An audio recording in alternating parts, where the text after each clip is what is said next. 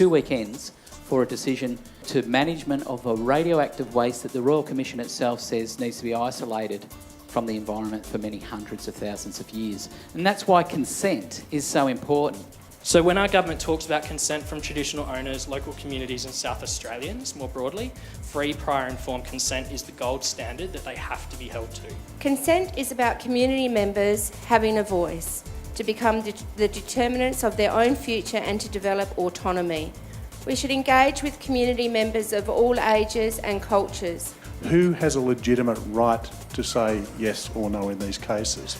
I can think of 3 groups at least who some might want to argue may have the rights to a greater say in an issue like this one. Young people, for example, the generation who will live with the outcomes from a decision hatched today. Traditional owners, because these are the people on whose lands any facilities might be built. Communities closest to storage and on transport routes. There are people who will be affected by this who are not yet born, and there are non-human parts of the natural world that themselves cannot speak, literally cannot speak for what might happen. I present you the story of the development of our geological disposal project in France and share with you our experience on consent.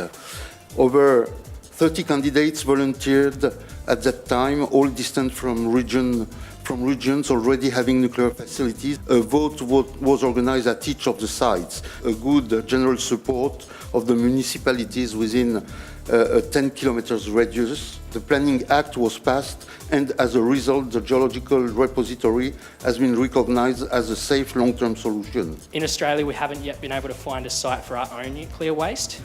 Aboriginal people, local communities and supporters around the country have continued to say no. The consent process must respect no. No means no. It doesn't mean not yet. We all have opinions, but they're not always underpinned by evidence and fact.